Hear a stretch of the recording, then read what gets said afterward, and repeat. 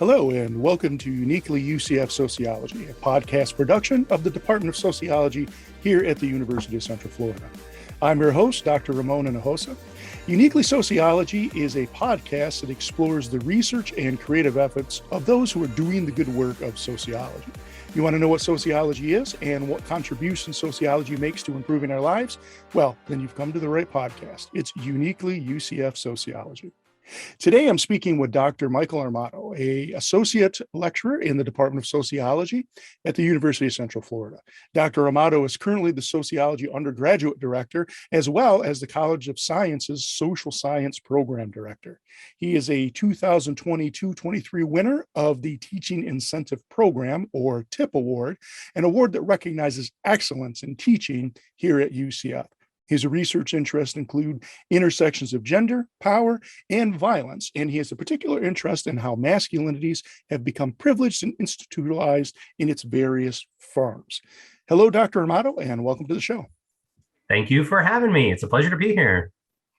So let's begin by asking about where you attended school for your PhD, and if you can remember, what did you do for your dissertation? I will tell you. I will. I'm gonna go off script. I'm gonna go a little bit further back. I want to say that I graduated with my undergraduate degree from UCF, which I think matters, right? Because I think it helps me identify with students and understand what they're experiencing. Although, of course, I did it a long time ago, and so they're probably experiencing a very different university than I attended. For my master's, I went to the University of Florida, and I like to say that just so, give some props to Florida. But then I left, and I went to NYU for my PhD. And for my PhD, for my dissertation, I actually studied civic organizations, like local civic community organizations. I kind of had at the time an interest in thinking through democracy.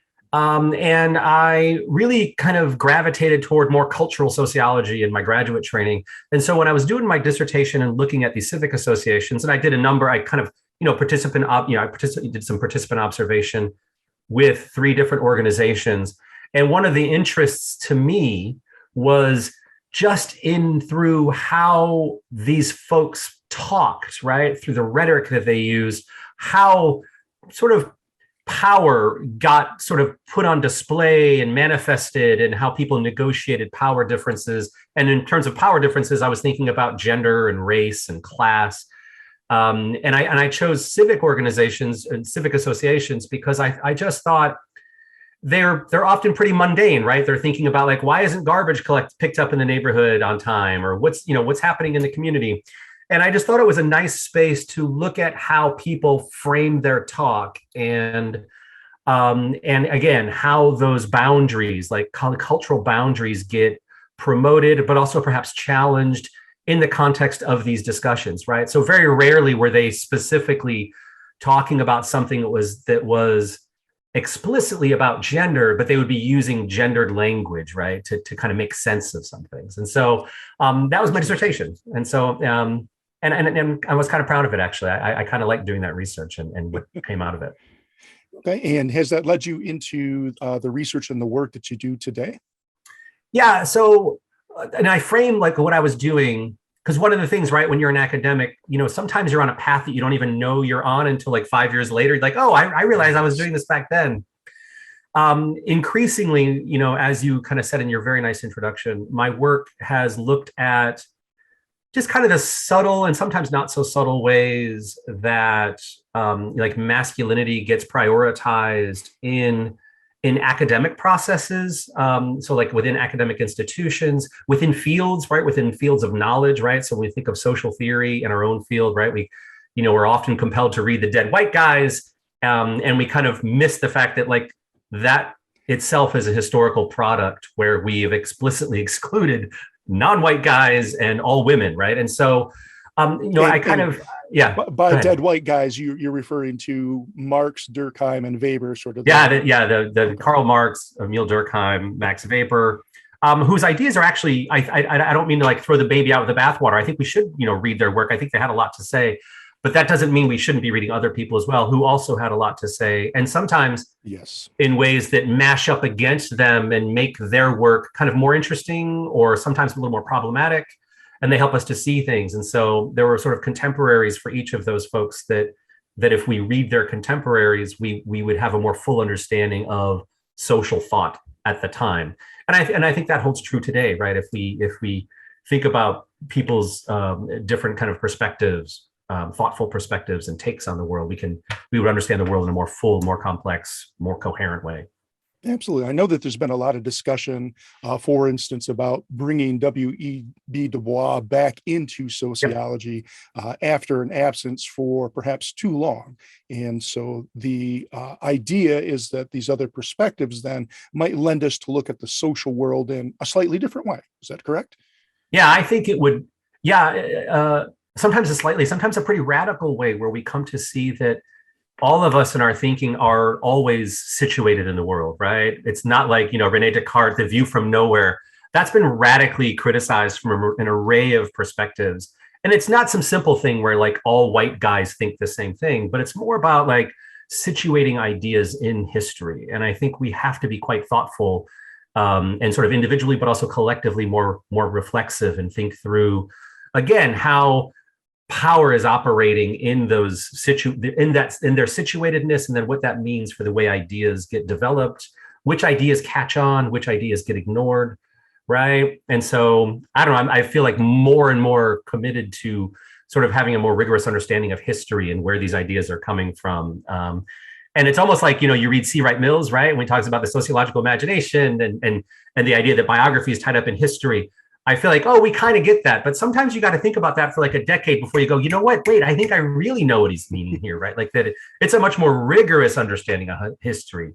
It's a much deeper point that he's trying to make. And I think that applies also, we need to turn that sociological imagination onto our own theorizing, our own field, and our own kind of work. And so, and my career trajectory and my thought and my kind of engagement with the field has just continuously been about like revisiting that as I see how we operate as academics. And I say it's about our field, but it's really about any field. It's not just sociology.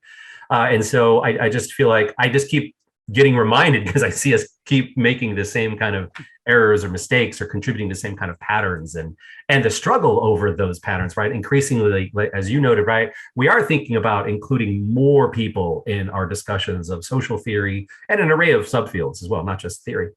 And so I think it's really important that we kind of stop, take a step back and like reflect upon what are these processes playing out and how do they relate to, again, power and the struggles over power that are quite explicit right now, right, in this moment in history, right, about whose knowledge gets to be taught, whose ideas get to be taught, whether we're talking about UCF sociology or K through 12 schools or whatever, right? So Yes. And I was thinking that right now is probably a great moment to reflect upon some of the lessons of the past, particularly from authors who have been marginalized in sociology, especially as we struggle right now for whose voices get included in these discussions. And I think here in the state of Florida, one could have a really interesting conversation about the ways in which the law structures what can and can't be said versus what our theorizing tell us, what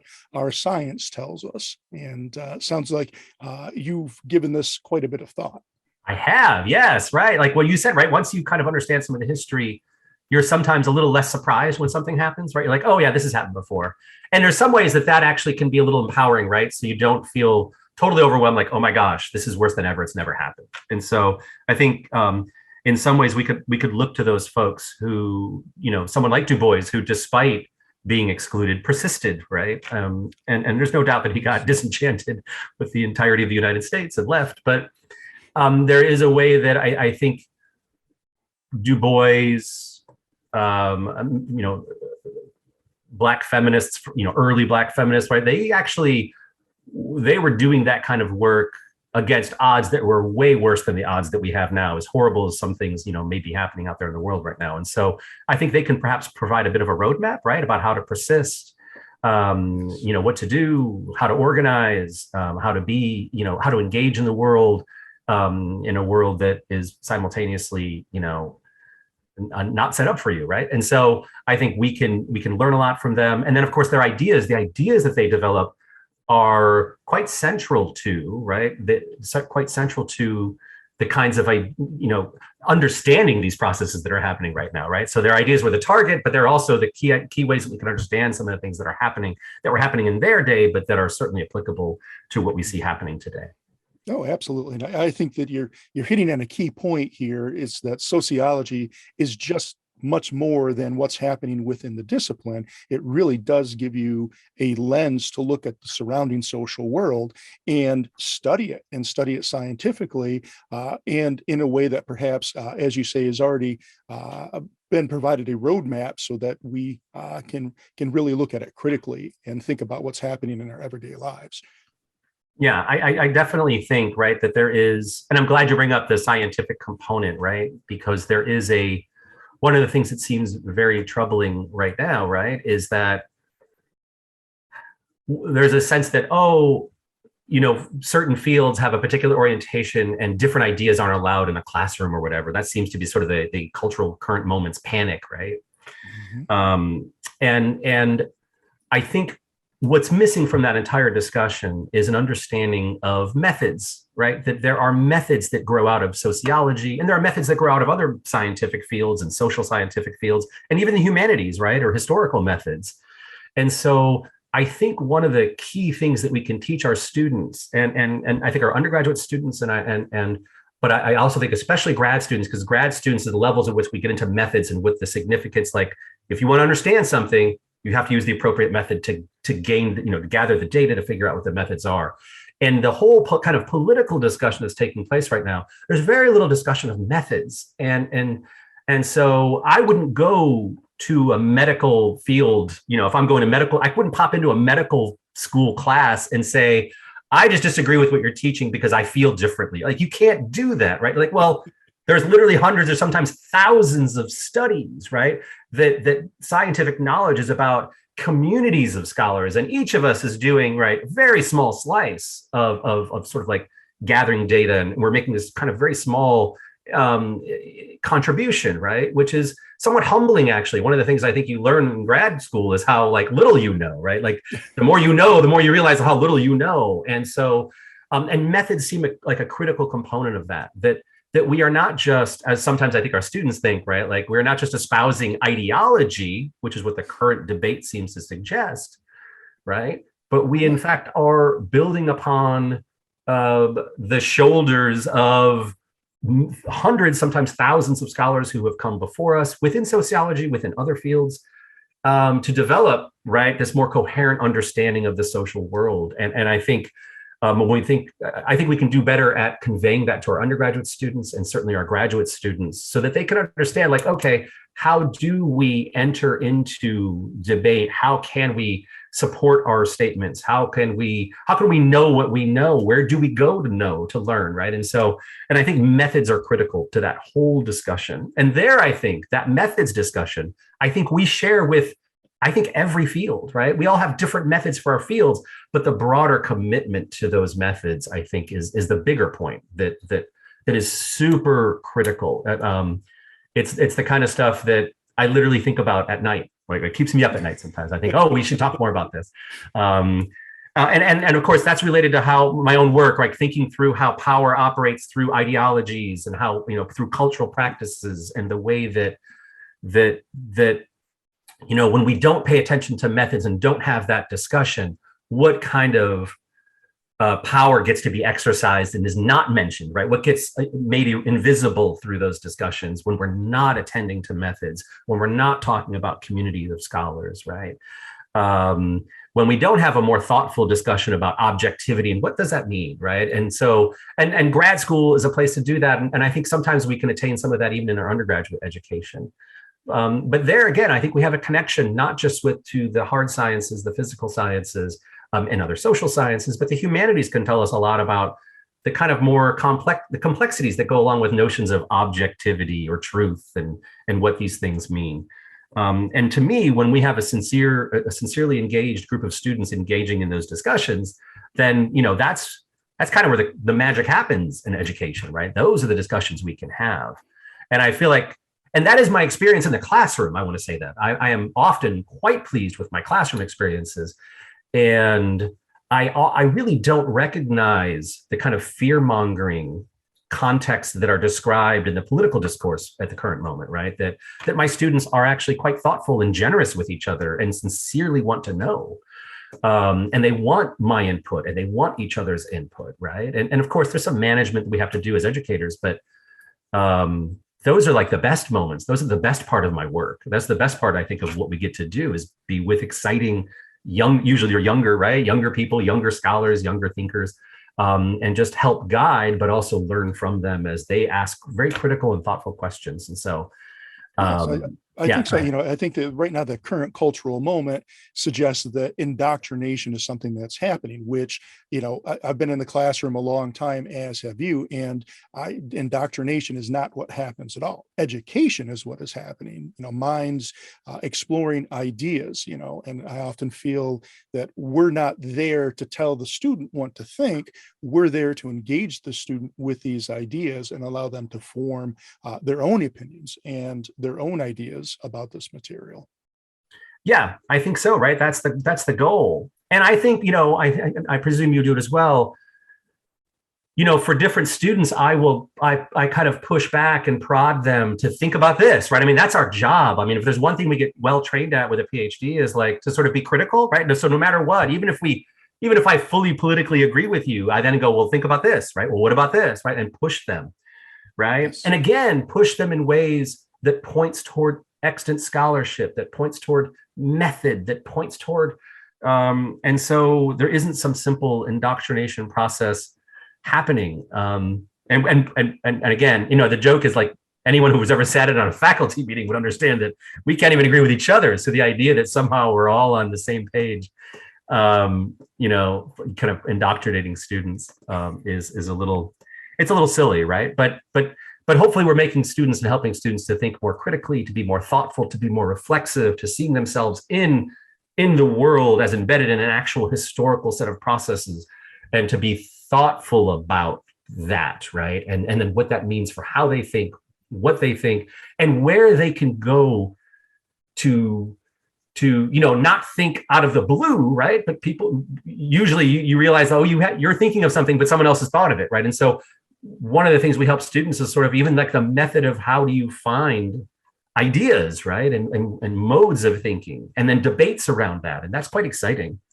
That's a really exciting place to be in. And so I think that's our job, is to help students get there. You've alluded to this quite a bit, but if a student that's out there right now, or a prospective student listening in on the podcast, wanted to come and study with you, would you say that one of the things that you teach them to do is solid science? Or I don't want to put words in your mouth, so what would they expect from you? I think of it more as I like the idea that there is this tension. I'm quite well trained in sort of like feminist critiques of objectivity. There are kind of these parallel, like kind of critical racial critiques of this. Stuff that masquerades as objectivity is actually racism or sexism. There's good historical documentation of that kind of stuff. And so I see it as a kind of an interesting tension between, like this uneasy relationship between making claims to truth, right, and knowledge production, and then simultaneously like stepping back and reflecting back upon that, right, and saying, well, what some feminists call like situated knowledges, right? And so, and yet we want to make these broader claims about systemic relations and patterns. And so I do see myself as a social scientist, right? But social scientists who's humble, right? I think we have to have a certain degree of humility, not overreach in our claims, stop universalizing as we've learned from the errors of the past.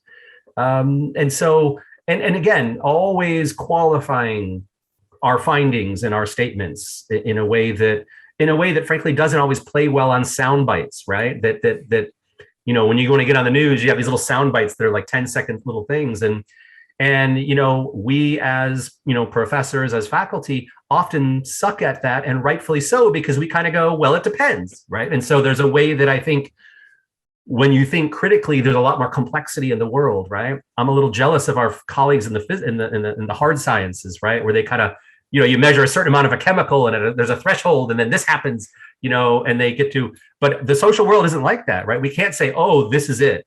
Once you reach this threshold, this will happen. We don't have that kind of, humans are squirrely, as I like to say, right? It's messy. And that's true of history too. And historians have these debates, right? So that yes, I think of myself as a social scientist, but also there's a nice, I have my foot in this sort of humanities, more kind of critical philosophical arena that is quite central to the study of gender, the study of race, which I kind of see is where I am, to the study of sexualities, right? So that I've increasingly started, engaging with and teaching about sexualities based upon student demand, right? This is something students wanted, our grad students, our undergraduate students.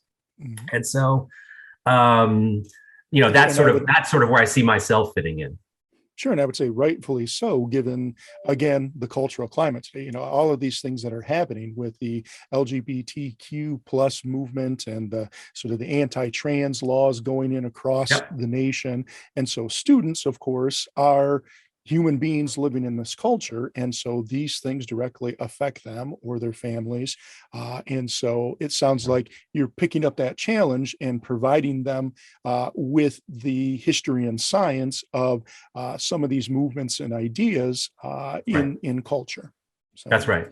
Yeah. And again, it's really exciting. I mean, I think one of the best parts of our job is that we get to stay engaged. And I think if we're open, we feel those, like, you have if you can keep your feelers out, you can sense when students sort of kind of want something. And if you're open to that, I think they just tell you like, oh, we need a class on this. Right. And so I have found that just by being there and listening and there are these kind of exciting opportunities that I do think put us, right, on the map in terms of thinking through like who else gets to offer a course on trans sociology, right? Who else gets to, offers, these sort of sociology of sexualities at the undergraduate level. And of course, other programs do, but there's a way that I think that helps put us at UCF sociology on the map, right? And there's a good reason for that, given that Orlando is kind of a mecca, right? For trans folks, right? For, folks who are like sort of minoritized because of their sexual identities, right? So it just kind of fits and it seems like it works. And I think we should be responsive to that. And I think we are, which is kind of exciting.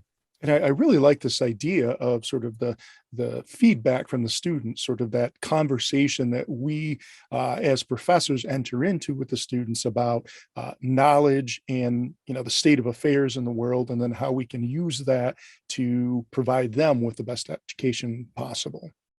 Yeah, I agree. Yeah, I think that's critical. And if we could, and I always tell our students, like, listen, your best resource is your peers, right? That in fact, our graduate students can be the lifeblood of our department, or a critical, lifeline for our department in terms of staying relevant and staying important, staying on top of important issues. And so I think if we listen, right, then we will, we can be responsive and respond to that and kind of trust their sense of things in a way. And then help them, like you said. I think, our task, I think, is to, I think part of being a discipline is that we bring kind of organized systems of thought to bear on certain types of questions. And so there's a disciplining component in that, right? And then sometimes those organizing systems of thought, right? And I think the good thing that we do is we say there's not just one system, right? There's like, oh, you could do it this way, or you could do it this way, or you could do it this way, right? You kind of walk around a problem, right? And I think when we help students to do that, there's like a flexibility in their thought that then allows them to be like, wait, if there's all of this, there's still something missing. Maybe we need this, right? And so then that becomes their contribution to the field. But it's almost like to get there, we gotta discipline, ourselves to take this approach, to take this approach. That's what we do. That's not indoctrination. That's like, okay, you want to look at the world from this way? You got to look at the world from this way, right? This group of folks does this group, right? And so we need to make sense of that, and we need to help the students make sense of that. And if we do it well, right, then they can go on and then they become the sense makers, right? They become the folks who are developing those perspectives. And then there's nothing more rewarding than sort of like not setting them free, but like setting them free to go out there and do that, to do their thing, right? That's exciting. So On that note, what do your students typically go on to do? And so if you think back through the years that you've been doing this, and I'm not trying to date you, of course, No, I'm getting up there. young. So yeah. You know, I've only been at the university right now as we're doing this interview. This is my 6th year, right? Just finished up my 6th year.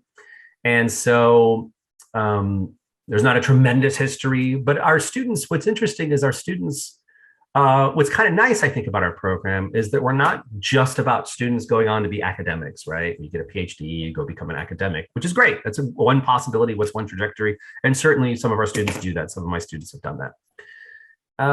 But our students are kind of all over the place, right? And I think one of the things that and again, here's where I put my hat on as the undergraduate director of our undergraduate program, is to help students to understand, and I think the world to understand, that we can't be thinking just vocationally about career trajectories, right? That we need to be thinking in terms of skills, right? And so rather than, and what I mean by vocational, right, is that we tend to think of the labor market as it relates to education, right? Like you get a degree in this and you go on to this. That's the career trajectory, as if it's linear, right? So you get a degree in nursing, you become a nurse. You get a degree in engineering, you become an engineer.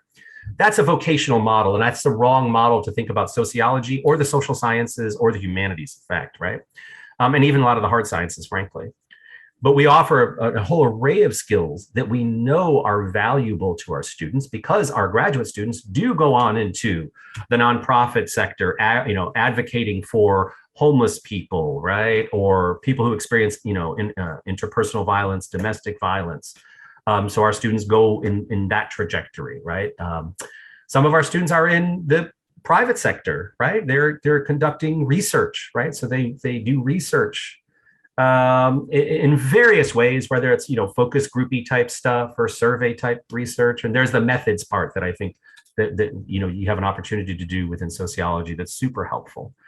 Where else have my students gone? I mean, I kind of said nonprofit, for-profit, education. That's kind of all the big three. But really, I mean, what's nice about sociology is the pliability that when we start thinking through the skill sets that we provide, those are highly valued, right? And then the strategy becomes then for us to help our students to be able to articulate those skill sets to a potential employer, right? In order to advance their career trajectory. And so, students that work with me can go kind of anywhere, right? And that's part of our task as advisors and mentors, is to help them to understand what that looks like, right? And so, and the way that I do that with students is I usually say, look, think of like a Venn diagram, right? You have these topics and issues that you're interested in, and then you have also populations of people that you're interested in, right? And maybe there's even like institutions you're interested in working for, right? So some students want to work in the medical field, right? So you kind of think, oh, I want to work with youth. I want to work with LGBTQ youth in medical institutions. And so I think of like, draw that Venn diagram and figure out the intersecting components there. And then we'll talk about what are the specific skills, whether they're methodological skills, right? Research-based skills that you've got, even some kind of technical skills, right? Using statistical software to conduct analyses, right? Or qualitative interviewing skills that you've developed, right? Any kind of skills that they have. And then a body of knowledge that they have about those populations, those institutions, the certain processes and practices that happen. And then, right, then I think that's the kind of conversation they need to be having with potential employers and saying, I understand, the institution, I understand the population you're trying to address, right?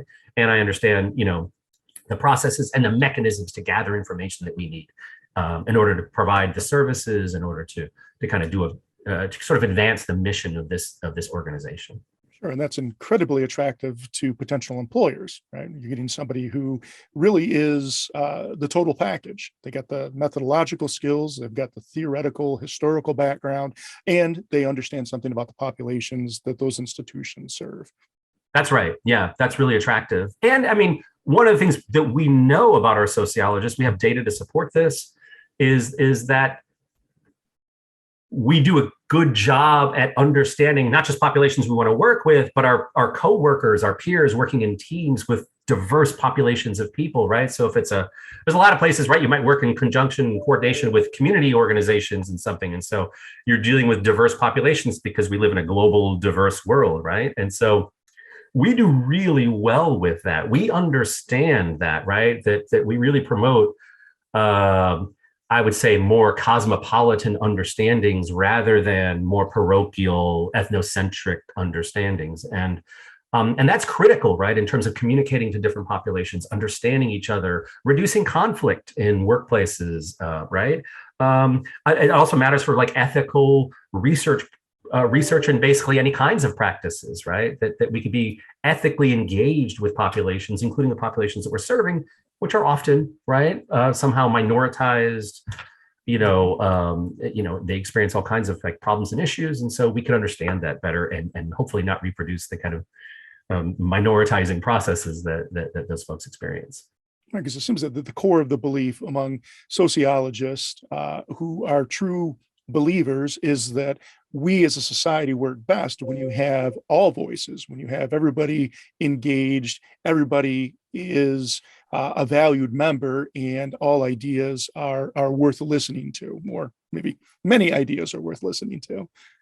Yeah, I think, the way that you say that makes me remember my dissertation was about like democracy in some ways, right? And so I went down this whole like rabbit hole, and as you do in a dissertation, I read a whole bunch of stuff on democracy, and radical democracy and participatory democracy and all that stuff. And I do often think that the solution to things can be arrived at, or the best solutions, right? There's usually not a utopian solution, but the best solution requires, right, including as many voices as possible, particularly those most affected by whatever the issue is, and kind of centering those experiences. And to get there, right, requires a radical democratic commitment, right? That those voices have to be in there. And then I think as a field, right, we provide sort of tools, and I think of concepts and ideas as like tools to give us a handle on understanding the social world, so that we can that these tools help us to think and analyze, right? And folks from communities also,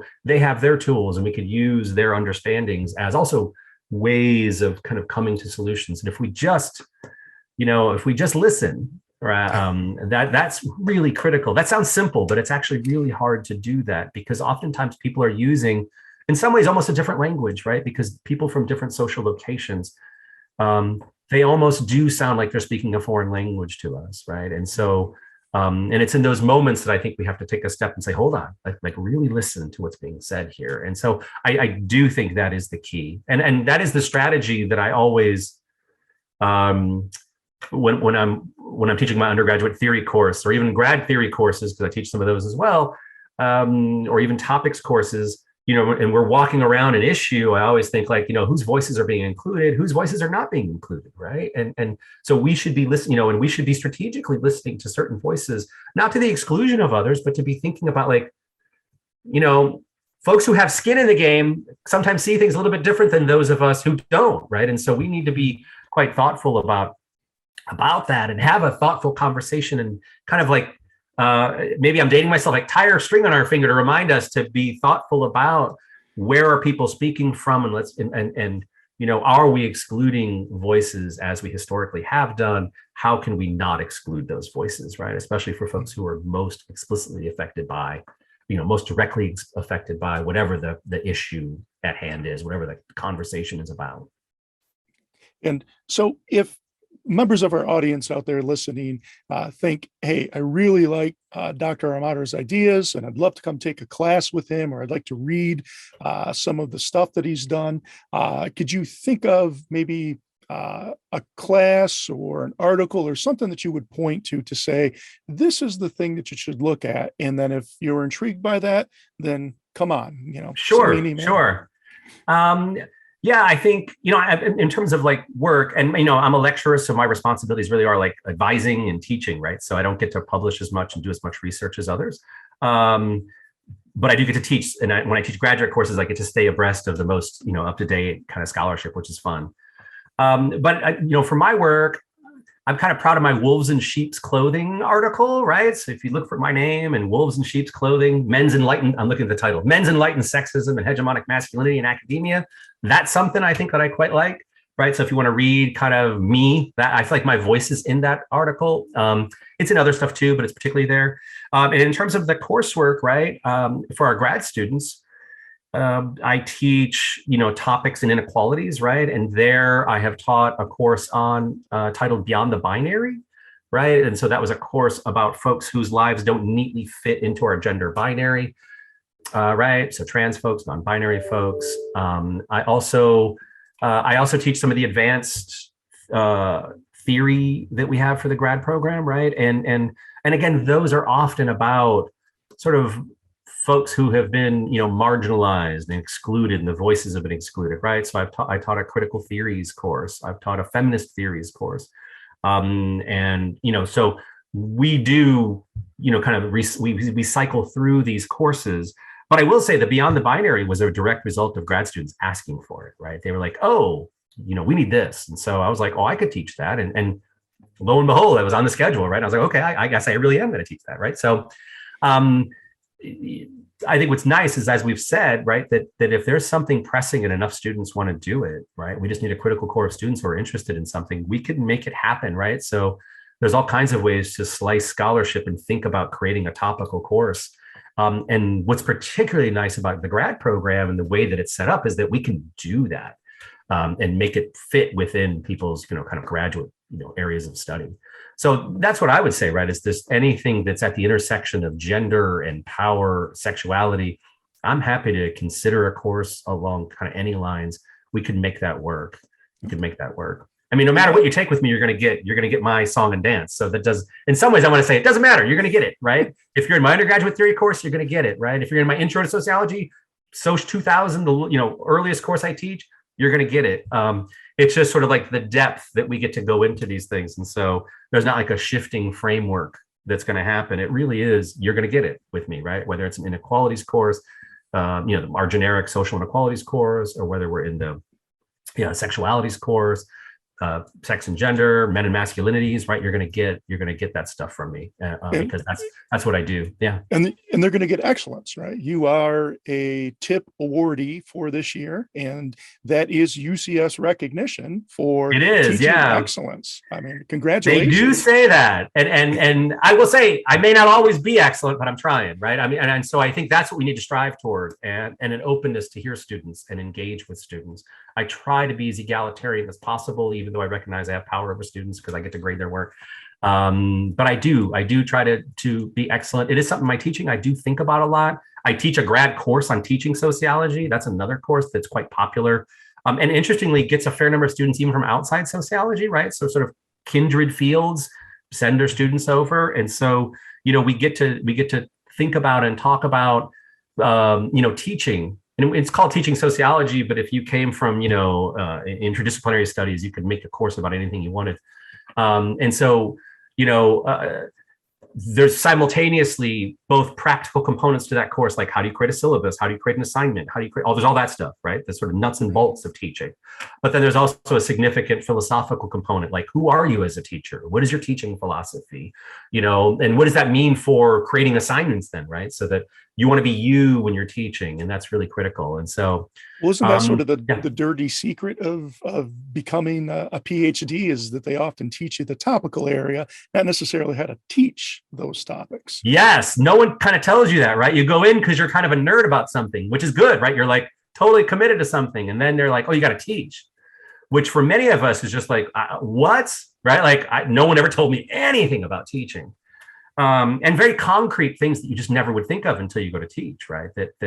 That teaching is really challenging. Teaching is a lot of emotion work, right? And so that's the kind of stuff we get to address. And I think that our students, that is a really key point about if you're getting your degree in our program, you get to take a course like this, which is quite significant that you have now training in teaching in a way that doesn't just benefit you so you don't feel like, oh my gosh, I'm teaching now, I have no idea what to do. So you have that benefit, that kind of concrete guidance. But it is like a feather in your cap if you wanted to, at some point, if you have plans to teach, at a state college, a community college, or a university, that is, you have then a language to talk about your teaching. You understand like where you can go find information about teaching. And that's really valuable. That's really valuable for you as a sort of a burgeoning scholar, a burgeoning teacher. That's a big deal. And even if you want to teach K through 12, right? Primary, secondary education, taking the teaching sociology is helpful because, again, you can apply some of those strategies and skills and thoughtfulness to any field, any kind of teaching. And that's a big deal. And that's, I haven't talked enough about that, but I've kind of, it's become kind of a little thing that I do in the department. I kind of serve that function for our grad students, which is quite rewarding, because you'd be surprised, our grad students are really good teachers, as it turns out, and they're really committed to teaching. And of course, if you've ever been a grad student, I think we know this when we're grad students, and then we forget, right? You think, oh no, those of us who've been doing it for 20 years are so much better. And then you realize like how just exciting it is when you look at a syllabus that a grad student has created and the assignments, and you realize just, they just do things that are so fresh and so exciting that and it's a privilege just to be able to sort of usher them through that process. And again, right, each of them also, as a grad student teaching in our program, you get a faculty mentor. And so, kind of are really trying to cultivate that mentorship for our students. So it's not just me, like I'm a one-person show. I think all of our faculty are, it's an exciting time. We're being, I think, more thoughtful about our teaching, like pedagogy, but also our curriculum, right? And so, it is an exciting time to be in the program, right? Even as we confront a kind of political climate that makes it somewhat challenging. Oh, sure. And as you said at the front of the show, this isn't unique to this particular historical epoch. This is something that has just been an ongoing feature of how knowledges are transacted. That's right. Yeah. Right. I mean, we could read the contemporary moment as, right, in some ways, a response to progress, right? A response to changes, a response to, so that in some ways, this is exciting, even as it's done on the backs of the folks who are most vulnerable. There's a way that the kind of backlash, right, is about, we're seeing the struggle playing out. And this is a sort of a backlash against significant things that now you, and I know I'm old enough to be like, I don't know, I've seen some things happen now that were surprising to me in a good way, right? Like I wouldn't have imagined teaching a beyond the binary graduate course 20 years ago when I was in grad school, right? I wouldn't have imagined that would just be so readily happening, right? And that my students in Florida, right? I thought maybe, I was in New York City, so maybe in New York City we'd be doing that, but not in Florida. But it turns out, look, right, we are doing that, and that's exciting to me, right? And that needed work. Yeah, that's right. And again, it's coming from students, and so we if we're responsive to that, then we just enhance our program and help and just improve ourselves, and again, our program and the lives and experiences and the training of our students. Well, if I could, Dr. Armato, I'll have you send me the article that you had mentioned. You said it was again put you on the spot here. Yeah, Wolves in Sheep's Clothing, and it's in the journal Women's Studies. Okay, it's a little dated now, but I'll send it to you. Yeah, send that to me, and what we'll do is we'll put it in the links, and so any of our audience members out there who want to take a look at it, we'll be able to link to that article. Got it. So, well, Dr. Armato, I'd like to thank you for your time today and chatting with me. Such a pleasure. Thanks for having me. And I'd also like to thank our audience for taking time from your busy day to listen in as we discuss all things that are uniquely UCF sociology. This is Dr. Ramon Hinojosa saying thank you, and we hope you'll join us next week. Have a good day.